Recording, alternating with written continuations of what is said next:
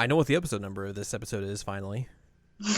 We totally didn't have to restart recording the podcast because I completely goofed and didn't think to look up the episode number. But we've been doing some other stuff this morning before we recorded, so Yep. a lot of things on the mind. But hello, hi, welcome to Season Anime Checkup OVA episode number 36. It's a podcast where we have conversations about anime, video games, and manga. I'm Jared, joined as always by the best podcast co-host. I can't say podcast and co-host, apparently. That's Ladyem. Hello. We're going to get to our topic here in a little bit. Obviously, if you've seen the title, it's going to be a very interesting discussion this week of many things. But we have like a very important announcement to make that if you've been following us on social media, you've probably already seen it. We are now on Patreon.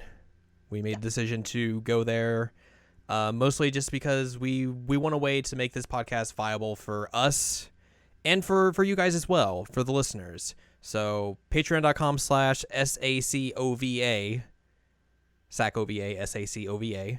That's our Patreon link. It'll be in the description of this podcast. It'll be on both of our websites, on our social medias anywhere, so it'll be pretty easy to find in case you need a link and don't want to like just type it in yourself or something like that. So we want to be very transparent about this because this is a pretty big deal for the two of us. And obviously the one important thing to talk about is about this podcast, about the Season Anime Checkup OVA. Because we're on Patreon, it means there's going to be zero changes to the way this podcast is operated. It's still going to go up every Saturday at 12 p.m. Eastern, like it has for the last 33 weeks in a row or something like that. So all that's all going to stay the same. It's going to be edited, polished, all the same stuff that you've come to know from us, to how the podcast is operated and put out to you guys.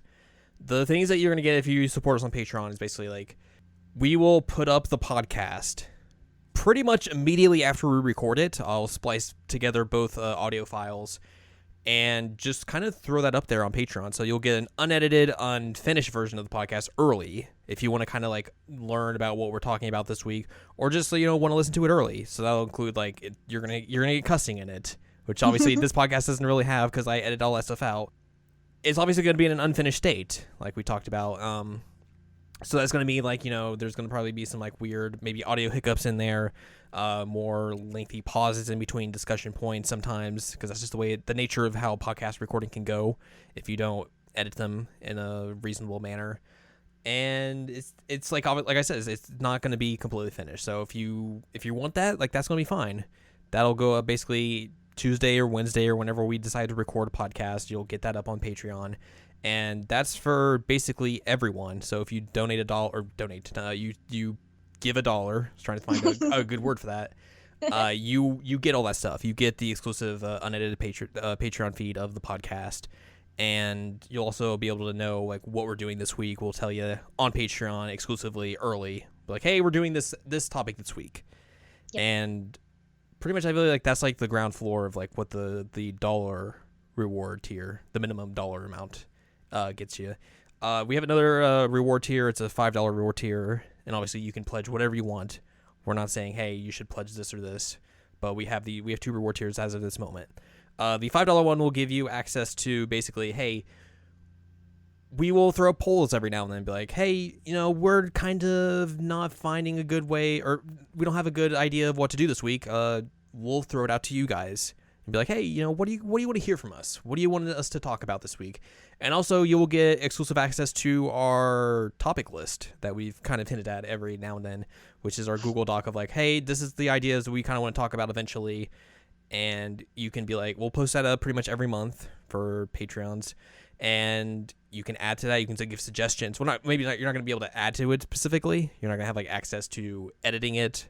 We're just basically going to be like, we'll put up a post and be like, here's our topic list for this month. And, you know, it'll change from month to month to month.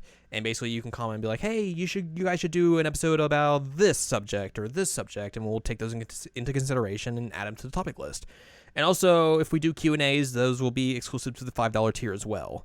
And then we also have goals. Basically, there's a $10 goal, so it'll basically pay for our hosting of the podcast on our website, seasonanimecheckup.com. So all of that will be supported by you guys if we reach $10.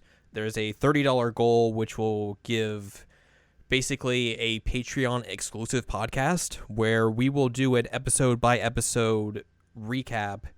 Essentially, each week we will look at an episode of a Persona series and basically talk about that, discuss it, give our opinions on it, and we will do that each week if we reach that $30 goal, and that will be exclusive only for patrons, and you'll only find that at patreon.com/SACOVA. I feel like that's it. Yep. I guess the one excitement, if you will, is that if I get sick again, as I tend to do, you'll get the unedited version of all my terribleness. All the coughs. All the coughs, all the sniffles. So yeah, basically, like, I know this kind of went a little bit longer than I was anticipating. That was like but it's important. Yeah, it's very important, I think, for us. We want to be fully transparent about this. Like, Yep. we want you guys to understand, like, hey, even though we're going to the service, this podcast specifically is not going to change in any sort of way. And if it does, you can completely call us out on that. Like, be Yell like, at us. yeah, exactly. We want you guys to be happy with the podcast. If you want to support us, that's cool. We will totally be thankful for that. If you don't want to support us on Patreon, we are completely understanding about that. And as long as you continue to listen to the podcast, we are totally A-okay with that. We are completely happy with that. Yep. And that's our public service announcement for this month. Anyways, let's talk about our podcast subject for this week, which, oh, buddy. It's something. So I guess if you don't know, like, Al, she focuses on her PhD with the history of video games between the 70s and 80s. Yep. And one of the things she talks about in her dissertation, which I've read, you guys will read eventually. There was a weird time for Atari when they were first coming up, and before the crash and everything, where basically it was kind of the Wild West in terms of like publishing games. And these games in particular around 82, 83. Which are just a minefield of like, oh wow, how did these get out onto the Atari 2600?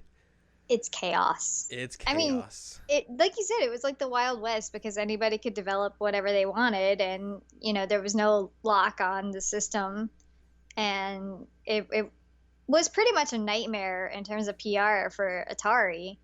Yeah, but, I mean, this is before like Nintendo obviously would become the juggernaut that they would, and be like, yeah, we are gonna have a set of guidelines if you want to publish on or you want to even make a game on our system. Nintendo learned from what happened here. Because essentially you'll always hear that the crash was because of ET. And while some of that is true, it can't be attributed just to ET, and it can't be attributed to just Atari as a company, because honestly, these games that we're about to talk about had a lot to do with it too. Mm-hmm. Because of a giant controversy of like, well, what are video games now? Are they a kid's toy? Are they gambling? Are they all pornographic? We can't control what our kids are seeing.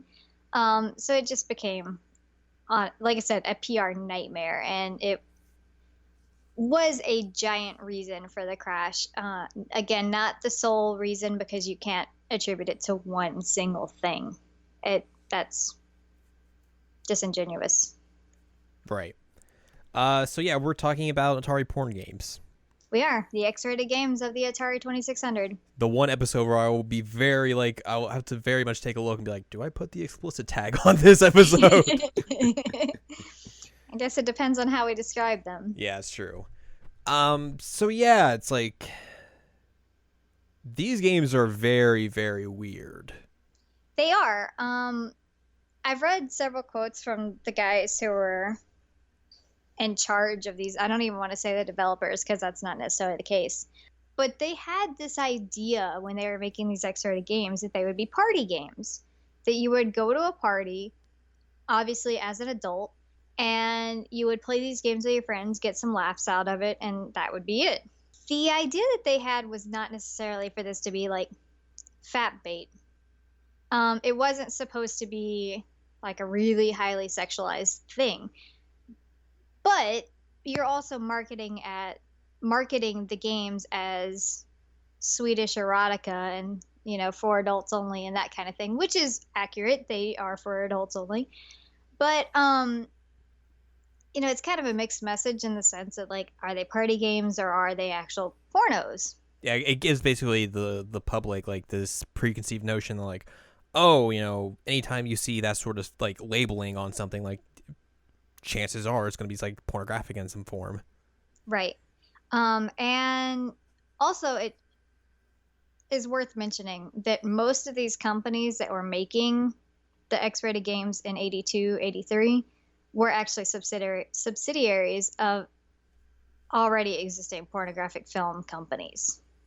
So pretty much like you're just linking everything together, and it's building this case of like, oh, these necessarily probably aren't going to be looked at as party games. No, I mean, I can't ever see them being considered like, oh, hey, I'm going to go hang out with Billy in the street, like, not in the street. I'm going to go hang out with Billy down the street. And, we're 21-year-old dudes. We're going to have a beer and we're going to play this game and it's going to be fun. Like, I don't really necessarily see that as the case of what was going to happen, but these also weren't very popular. So it's kind of hard to gauge. Especially just because like each game is basically very one note in terms of like their gimmick or like the gameplay and everything. It's like, oh, it's basically just one stage and that's essentially it. Like I don't see how that would translate into like, oh, this is a party game. Right. And also they're all blatant knockoffs of other more popular games. Yeah, exactly. So I would think, even though it's a terrible game, by the way, the Atari Pac-Man game, I think, would be a better party game, per se, because it could be, a group of friends watching this and, switch off the controller. Right. Again, terrible game, but still. As opposed to the X-rated equivalent, which is X-Man.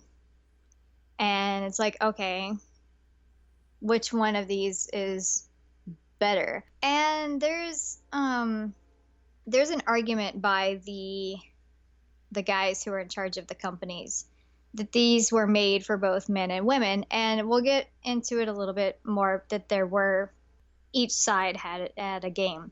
What they did is they'd have testing parties, which, considering these were porno companies, I'm sure that the testing parties were probably, that demographic. Yeah, you're not getting like a representation or like feedback from people who like are in games or anything like that. No. And so they're like, well, men and women like it. And it's like, yeah, I'm sure men and women in the pornographic industry do think this is funny. Which like I think even like saying like, oh, I bet they would think these are just like, comical. A lot of them just seem like, hey, it's a one note joke. Like you would see it once and like that's pretty much all you need to see of it. Yeah, I mean, it's, for one, it should be clarified that none of these games are actually good or fun to play. No, they are bad. They're so terrible, and the gameplay mechanics are such terrible knockoffs of the originals that you're like, oh god, like Pac-Man's fun to play, but this is not fun to play, or like, whatever the basis is. I had a fun time when I was a kid playing Breakout on my TI-83. But, like, when I tried to play one of these games that was supposed to be, like, Breakout, I'm like, oh, this is terrible. Yeah, like, they're bad at being clones of, like, the popular games, which is totally not what you want. So they're bad games. They're clones that are also bad. And then there's the questionable content of them that makes it's a perfect storm of terribleness. Right.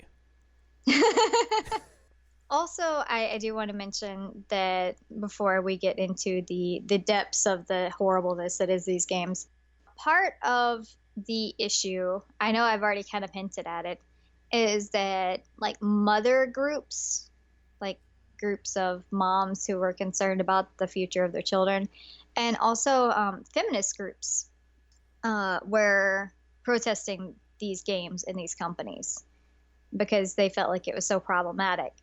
And you get a lot of rhetoric from especially feminists of the time, like really, really prominent feminists, like Gloria Steinem was talking about these things.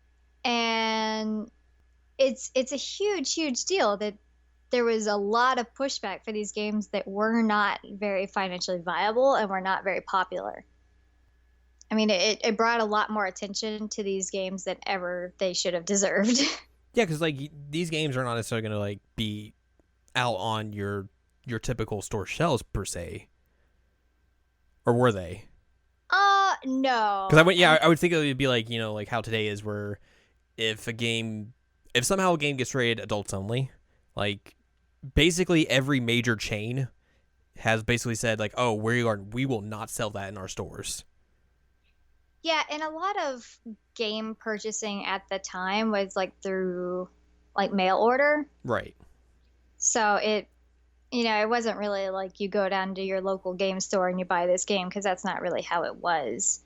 And Um, even then, probably for those games specifically, like you would have to find like the specific magazine or something that's gonna have like the mail order thing to go buy this game. So like you're basically taking this from like games as a whole, as like this market, and just shrinking it and shrinking it and shrinking it and shrinking it until you find like this very niche market that's gonna maybe want to buy this thing, and you're just like, obviously these things aren't going to sell well. no. And I have personally seen one in a store, but that's also like a year ago, Yeah. and it's seen more as a novelty. Mm-hmm. Also, the boxes for these are huge. I was really surprised. Like, they're really big boxes. What would they fit in there to make them so big? Good question. I almost bought it, but it was expensive. That yeah, makes sense. Yeah. I legitimately was like, oh man, this game is in the case. I could ask someone to get it out of the case. I could purchase this. I have money in my account. But then I was like, wait a minute, I don't have that much money in my account. Not to be buying Atari porn games. Right. But then also, like, I would have had to walk around Manhattan with my Atari porn game in a bag, and that's just not something that I'm willing to deal with. So I took pictures of it and figured that was as close as I would get. Yeah. I guess, as you mentioned, I have an entire chapter that talks about these games, so I am well acquainted with them. Yeah. In terms of some of the weird controversies in development. I don't know a whole lot about development because they weren't really transparent about how that was working. Which I mean, like that's kind of that's Of the time. Yeah, that's of the time. Like unless you're like some of the big Atari games or something like that, or maybe some like the big Activision games of the time, like there's just not a lot of like history of development for a bunch of the games of that era. It's hard unless you can get somebody to talk about it afterwards. Right, And even yeah. then, like if it's too far away from the event, then it gets a little muddled quickly. And like for some of these games, probably like there's going to be like pseudonyms involved, so like that's going to make it even harder. Right, exactly. So it gets really complicated. But in terms of my personal experience, I have played all of these a few times, as much as my brain can possibly handle. Because it would be unfair for me to write a chapter on these and not play them because Yeah. there's hearsay and what's in these in terms of content, and then there's actually trying to play them, which, as I've said, they're bad. So it's not exactly the most pleasant experience of trying to get through. Right, yeah. So I guess the most famous one, which you know about, and most people, I wouldn't say most people, but a lot of people, if they know about these porno games, the one they know is Custer's Revenge. Yeah, I feel like that's like the most popular out of like this era specifically of, those types of games. Yeah, like Custer's Revenge is kind of like, people usually know of two X-rated games, and it's usually either Custer's Revenge or, and even I wouldn't consider the second one X-rated, but more adult themed, like sexually adult themed, is Leisure Suit Larry. What about BMX Triple X? Do people usually know about BMX Triple X? I mean, I feel like that game was hotly controversial for its time. I don't even. But I don't know, like I doubt people are mentioning it in the same conversation as these games nowadays. But anyways, like you are completely right. Like Custer's Revenge is definitely famous or infamous. Infamous. For it's like it's one of these porn games, but also just because like it's pretty much depictions of rape in that game. Oh, it's not pretty much. It is a depiction of rape. Yeah. And they try to clarify later on in materials that it was consensual, but come on. For one, the title is Custer's Revenge. And if you are unaware of what that means, General George Armstrong Custer, who is a terrible human being, by the way, he's dead now, thankfully. But he was defeated at the Battle of Little Bighorn. And so the idea that it's called Custer's Revenge and that the concept of the game is that you have to get past Native Americans who are shooting arrows at you in order to have sex with a Native woman. There's a reason why it's called Custer's Revenge. Nothing about that is consensual. It's not accidental that they use that wording as the title. Right. It is not consensual. There's no indication that it's consensual. The box can tell you that it is all it wants to, but we know what's happening here. I wonder if, like, because I guess you may know, I don't. Did they add that line of like, oh, this is consensual in like later, or was that in pretty much from the beginning? So it was later on. Yep. So basically, they just did that because it was the backlash. Correct, because this game in particular, I've already mentioned that mom groups and feminist groups protested. This one also got protests from Native American groups. Yeah. Obviously. So this one kind of got it on three sides. And once they realized, like, oh, hey, this might be seen as problematic. Interesting. They're like, oh, we gotta fix this. We're not going to take it off shelves or anything. We're just going to, add a single line and be like, oh, yeah, guys, it's better, right? Yeah, it's...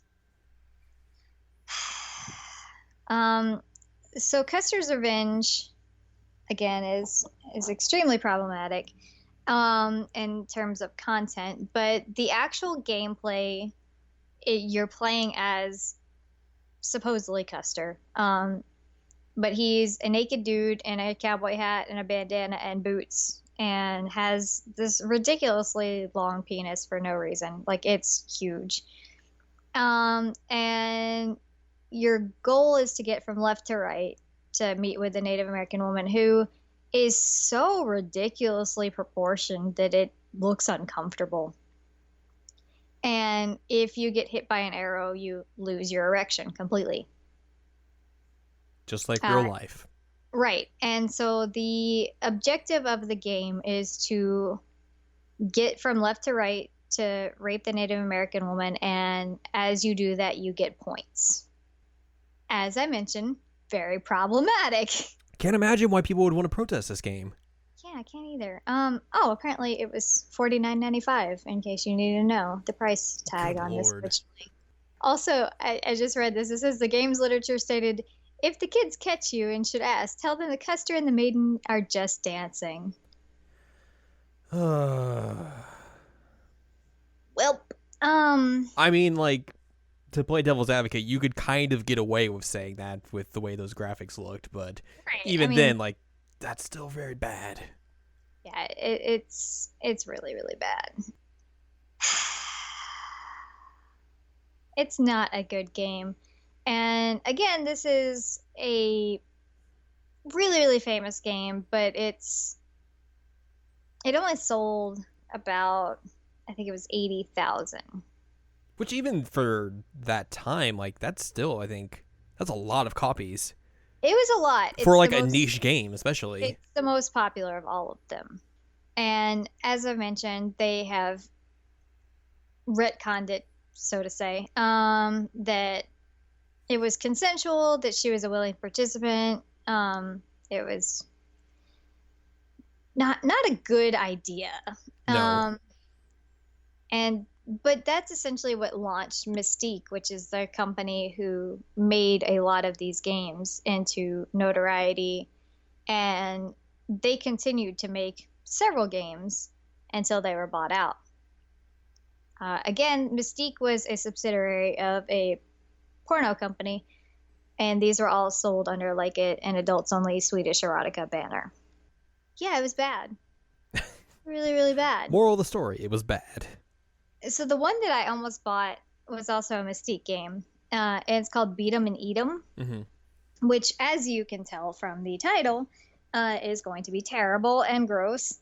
And so the objective of Beat 'em and Eat 'em is that you are a man on a roof of a building and you are masturbating because that's clearly what people do.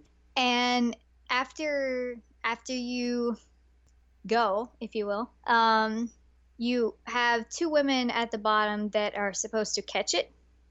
And so you have to control them. So you have two things you're doing. You have to control the guy, then you control the two women to catch it. And they have like these horrible graphics where their mouths are like snake jaws. And then afterwards, if you catch it, then you see them like lick their lips. It's essentially it's a parody of Kaboom. It is. It's hilarious to look at. Like the actual game graphics are really weird. Yeah. You I can't honestly see any of these being something that people would find sexy. Right, because like everything just looks so badly proportioned, and obviously the graphics of the 2600 wasn't great by any standard. No. So like, I don't see like anything like making anyone be like, oh man, whoo boy, whoa buddy, look at those graphics. Yeah, that's weird. And the last one that Mystique did was Bachelor Party, which was essentially Breakout. And the concept of that one was that you were supposed to sleep with as many women as possible. And sleeping with the women was demonstrated by you taking this man who is essentially your ball and then hitting all the women on the stage. Again, it's Breakout. Which I obviously played like all of these that we're talking about because had to test them for Owl. When I played Bachelor Party, like that part didn't get through to me. I was just like, what am I doing? Like, why am I just why? So yeah, makes more sense now, obviously. But like when I was playing, I was like, this is dumb. Yeah, it's.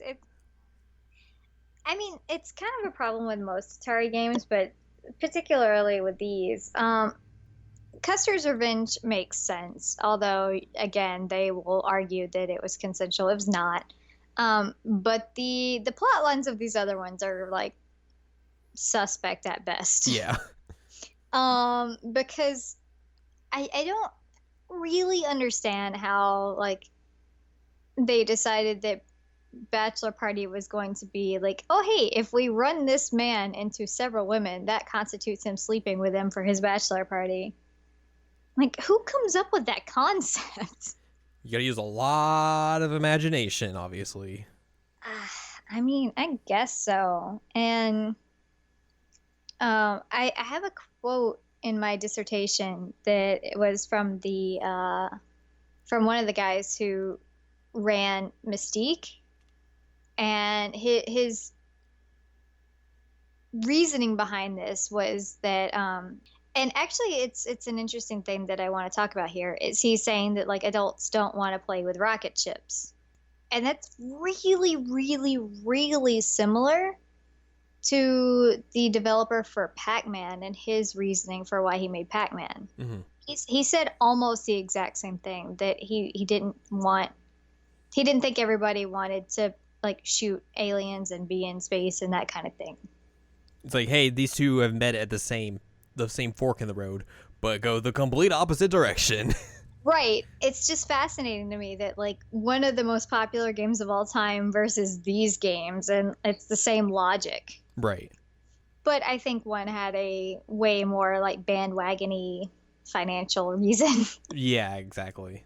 So Mystique went under because of all of the controversy surrounding them, and PlayAround bought all their stuff. And then this is where we get really crazy situation, because then they start making like these double-ended Atari carts. Yeah, which are super strange. And it's basically like, for Bachelor Party, you get that on one side, but then the other side is the female version of it, Bachelorette Party. Bachelorette Party. So each game is actually gender swapped. I think there might be one that is not, but I can't remember if that's the case or not. But for the most part, yeah. But for the most part, they're gender swapped versions. So one of the most ridiculous, and one of my favorites to show people, because yes, this is my party trick. I show people Atari porno games. Is Night on the Town, because your knight with a K looks like a snork, and for some reason, like the thingy on top of his head bounces all the time. He really looks like a snork. Also, he's naked, as you Of course. and the goal of this game is that you're building a bridge to the princess who is waiting with her ginormous boobs out, as you do. And while you're building this bridge, you have to make sure that your dongle doesn't get eaten by an alligator, or like there's some kind of like bat or a dragon. I can't honestly tell what it is. And then there's also this little like, he kind of looks like a troll. I'm not sure what he is. He's basically a blob with a mouth. And he'll just bite you. And I mean, by biting you, I mean he rips your junk off. So interestingly enough, if you will, the negative aspect of this game, if you fail, is that you get completely emasculated. But if you win, you get to boink the large-breasted princess. It's kind of I don't know if it's telling that like a lot of these games, like the fail state is like your junk gets ripped off, because that happens a lot in these games. It does. It's actually very fascinating. Because X-Men is the same story that, which I'll talk about X-Men in a bit, but it's always kind of the same thing, that like your junk gets thrown off, and you're like, okay then. So there's that. If you want to go on that route. The lady version of this is essentially the same thing. It's called Lady in Waiting. Just the two characters are swapped, essentially. Exactly. Another one that I show people is Burning Desire, because the plot of this is a train wreck. Yeah. So Burning Desire has a bunch of flames everywhere, and they're these spear throwing people. I don't know who they're even supposed to be or why they're there. So there's fire, and there's a lady that's on a platform, or like surrounded by the fire. And your character that you play is a man who is dangled from a helicopter with his junk out, and somehow, through magic, I suppose, you are supposed to ejaculate and hit the fire and get that out, which, okay. And eventually, if you can get close enough to her, then she can grab onto your junk and you can pull her out. Which, I don't have that equipment, but I can't imagine it would be comfortable to do that. No, that doesn't sound fun. Use your hands. Grab her hands. Yeah, you have hands there. Because I don't think that's a valid rescue attempt. Or, to just dangle out of a helicopter naked. Naked. And, like, I don't think anybody in the world has that much ejaculate to get rid of the fire. I could be wrong. I don't want to be proven wrong, to be honest. Or is able to, like, do it, like, and that quick of, like... And that rapid fire? Yeah, that rapid fire. The lady one makes a little bit more sense. Somewhat, but even still, it's questionable because she lactates to get the fire out. But it's still, dangling from a helicopter and all this. Right. It's just, who thought of this? What was going through your mind that you're like, you know what I think's a good game? Let's dangle this dude with his junk out around fire and spear chucking dudes. Who thought this would appeal to anyone? I think is the real question. That's a really good question. That's a... Because essentially, like, you're buying these double cards, but we literally just described the entire game in, like, 2 minutes. Because that's all you do. It is, and it's really hard, for one. Hard. And two, it's not fun to play. It's very bad. You repeatedly do the same action, and it's difficult, and you don't really get any kind of satisfying reward out of it. It was like we were talking about how, you said these were originally supposed to be seen as party games. Like, you play this once, you show everyone once, like, and they've pretty much got the entire gist of the game. Like, you're not gonna be like having people over repeatedly being like, "Hey, let's fire up some Burning Desire again, guys. Come on." They're gonna be like, "Yeah, we saw everything there to see that. We don't need to see it again." Yeah, no, it's a one time and done kind of game. Which is the case for basically all of these games, essentially. It really is. I mean, they're not fun. They're not something that you can go back to unless you're like, I don't know, me and joke around with it. But I do this for my research, which sounds pretentious, but it is true. Like that's why I play these is because I'm literally writing a dissertation chapter on these. But I would not want to play these ever again if I had a choice. No. They're not good games and they're really, really boring. Yeah. There's also I actually didn't play Gigolo that much. Did you go through it any? I think I did. I don't remember anything about it though, honestly. Yeah, it's the whole idea. I mean, because obviously that's Cat House Blues Gigolo is you know what you're getting into here. Your goal is to sleep with several women, and I forget exactly like the gameplay on this. And there's also a mechanic where somebody can steal all your money if you choose the wrong one.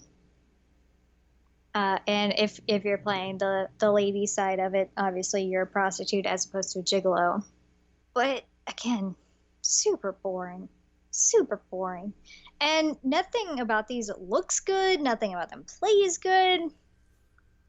And yet people would spend upwards of $50 for these things. Like, good lord.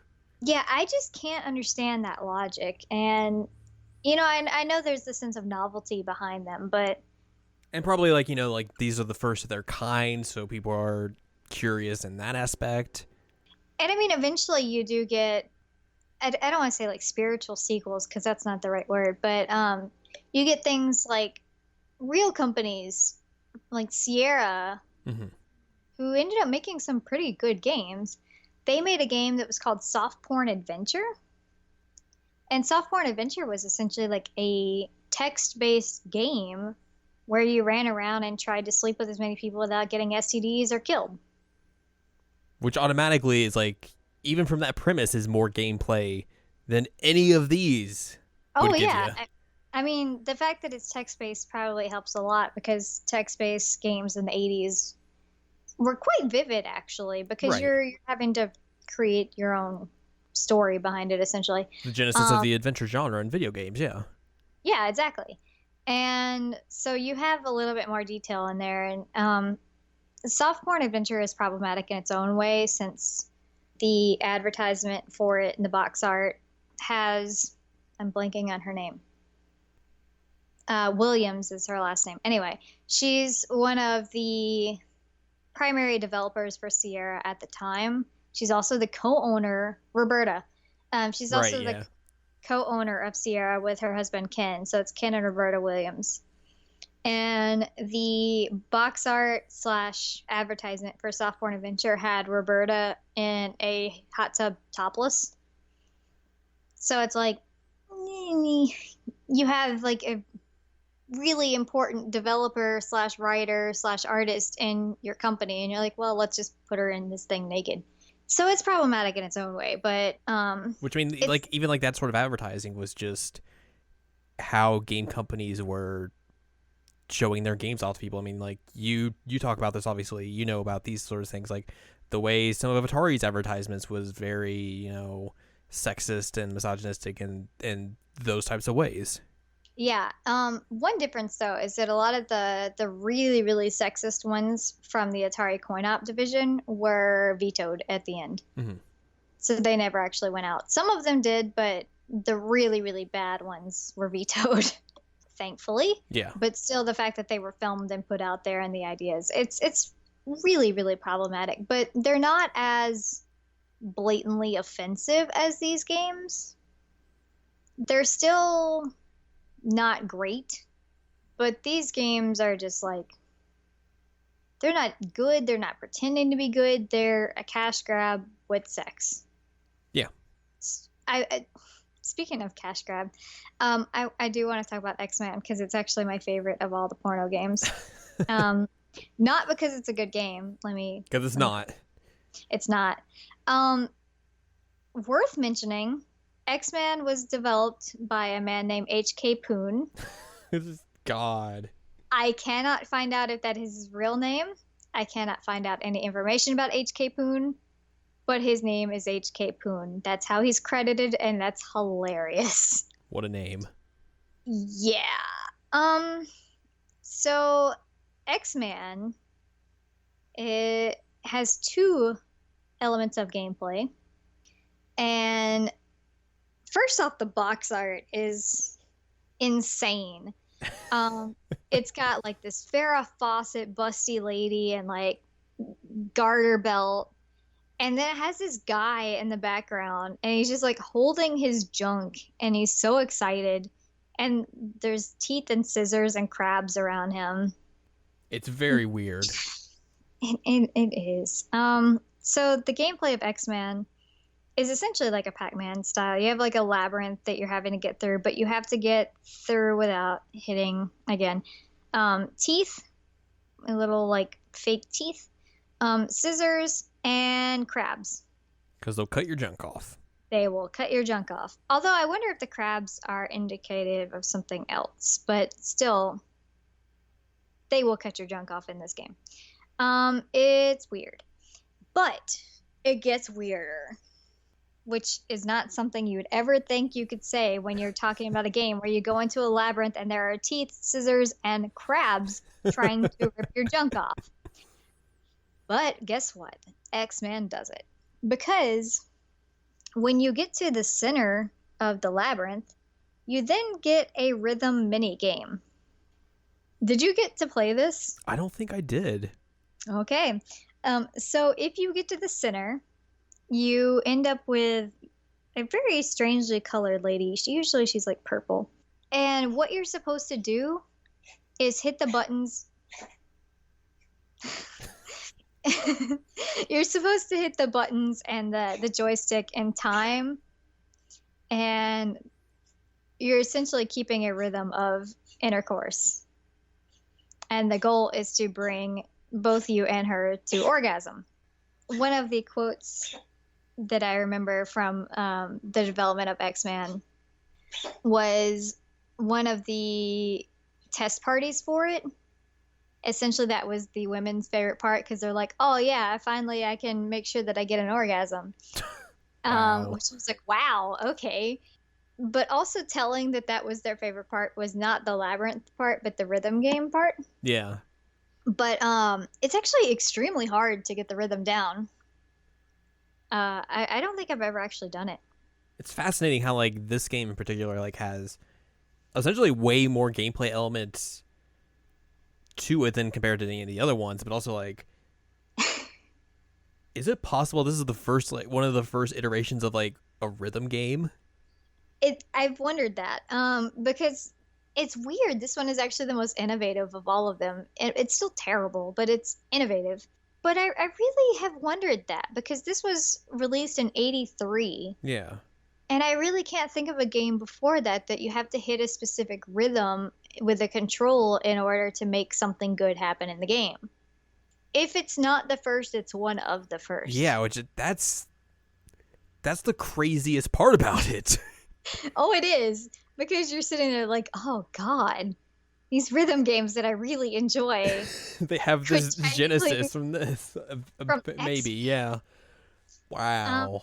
Yeah, so I mean, it might not be a like direct tie, but it's interesting that this is an early instance of that kind of gameplay.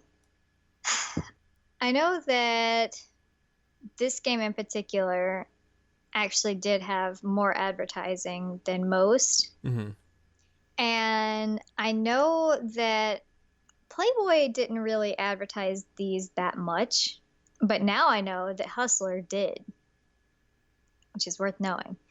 So I don't mean to sidetrack you there, but I looked up rhythm game on Wikipedia, and Mhm. they're basically like, well, they basically trace it back to Simon, Really? which Simon? I don't necessarily think that's true, or I So wouldn't necessarily classify Simon as like a rhythm game, rhythm? No. but they're But they're basically cutting Ralph Baer for it then. yeah. And then like Interesting. the next thing they talk about is a game on the NES that uses the power pad called Dance Aerobics, and then after that they say Parappa the Rapper was the first rhythm game. So Wow. literally X-Man could legitimately be the very first rhythm game. Wow. That is a realization I don't think I needed today. God. Um, God. well, and I task you now with going back and trying to play this game and seeing if you can get to that rhythm section because it's extremely difficult. I don't know what to But think anymore. I know my world has been turned on its head. I honestly don't even know what to say. Shocking revelations today. I know, I know. So I guess as I've mentioned before, these were a huge reason for the crash in 82 and 83. Despite what people will tell you, it is not just ET. I know I've mentioned that, but I want to keep mentioning it because it's really, really unfair. People essentially like, they credit ET because like, oh, it was mass produced and it didn't sell well. But there are so many factors leading up to ET specifically, even just the creation of that game, that lead also to the crash itself. Yep. That people just don't realize. It's like, oh, it's ET. They had to bury them all in the landfill, so that's why the crash happens. Like, no, you let pretty much everyone publish games for that thing. You oversaturated the market, and then you also tried to cash in on this movie that was very popular at the time and make a game in like 2 months, essentially. Less than. Yeah, and Paid basically a lot for the license. paid a lot for the license and threw out a lot of copies, and everyone was like, hey, E.T., that's cool. I like that movie. Oh, this game's real bad. Nope. Let's return all these games. Yep. And the same thing happened with Pac-Man. The Pac-Man Atari game was a really poor version of Yeah. Pac-Man, and so it was returned a lot. And if you feel inclined, you could go watch the Atari Game Over documentary, and you'll see that the landfill is not just ET. Yeah, it's a lot of like the various Atari products. It hit Atari hard, and it wasn't just because of ET. It was literally everything they had to go somewhere because nobody was buying it. It was literally cheaper for them to put it in a landfill than to try and sell it. And even though like I know a lot of people say E.T.'s the worst video game ever made, which clearly they're wrong because they haven't played those porn games. They haven't played these games. But like the fact that game even came out and the amount of time that it was made and it was actually in a playable state it's impressive. It's impressive, and like it's so crazy and phenomenal that like that game even works, because it totally shouldn't.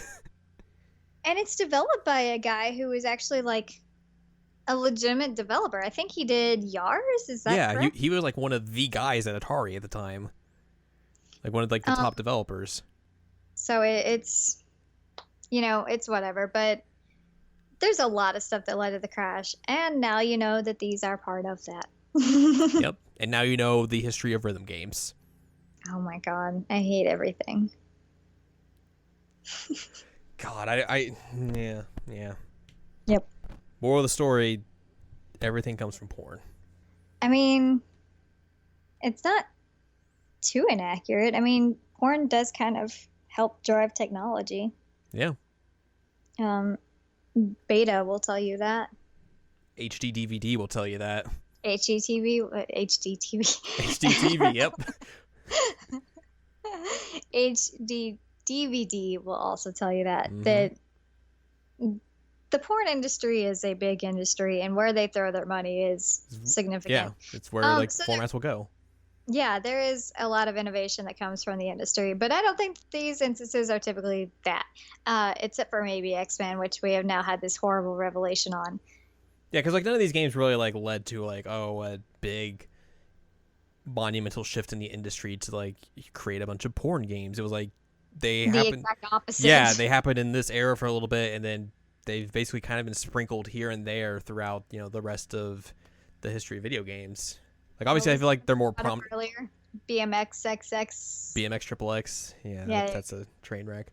I feel like it's kind of become more prominent nowadays in, like, the last 5 years per se. You see a lot more, like adult-oriented games, not necessarily pornographic in that nature, but it's certainly becoming more and more common, I think. Especially more, at least probably towards like PC games specifically. Like, you're not really seeing as much on consoles because those are still pretty stingent about what they let on and don't let into their ecosystems. But I feel like there's a good number of games on Steam or places you can find other PC releases where you'll find adult oriented games nowadays. Oh yeah, I was actually browsing the visual novel realm, I suppose, if you will, of Steam the other day, because I revealed to my brother that I'm a big fan of Otome games. And so we were browsing after we found out that you could date tanks, and we found some crazy things. I'm like, this makes sense. And I feel like it's the same kind of, I don't want to say the same kind of monster really, because they're at least visually more appealing.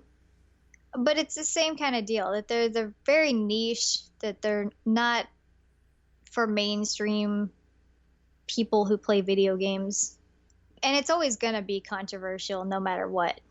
Yeah, I mean, like, if you look at, say, like Twitch and the guidelines they have for like what games you'll want to stream, there's a good amount of like games on their banned list that are like adult oriented.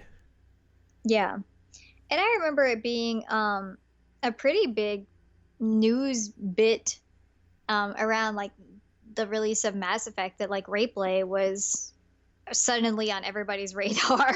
Or when people hacked GTA San Andreas and found the part where you could have sex in that game, and people freaked out, making where Rockstar had to recall that game and put out new versions where that part of the game, even though it was never meant to be in the game itself, it was basically found by people looking at the code and everything. Like, they just completely had to scrub all that code out of it and re-release the game. Yeah, man, that was fun when I worked at GameStop, because we had to make sure that whenever we took that game in, it was a certain version of it. Because they re-rated it. Like, the original version is now adults only. Yep. So, I mean, it's obviously something that's continued. It's just a different beast than it was at that time. And it was kind of, as we mentioned, the Wild West in a sense, where everything now is more regulated and there's a more difficult barrier to get by in terms of releasing them. Mm-hmm. Whereas these were just like, okay, here's a mail order, have fun. Or you can get them like behind the counter. Ooh. Hey, buddy, you gotta come under the counter for this one. Oh my God! If somebody release. Oh. Come behind the curtain for this game. So they didn't go away; they just became different. Yeah, I feel like they kind of they were, like we said, they're probably a little bit more underground for a while, but creators nowadays I think are handling them with more brevity than they were in the early 80s, let's say.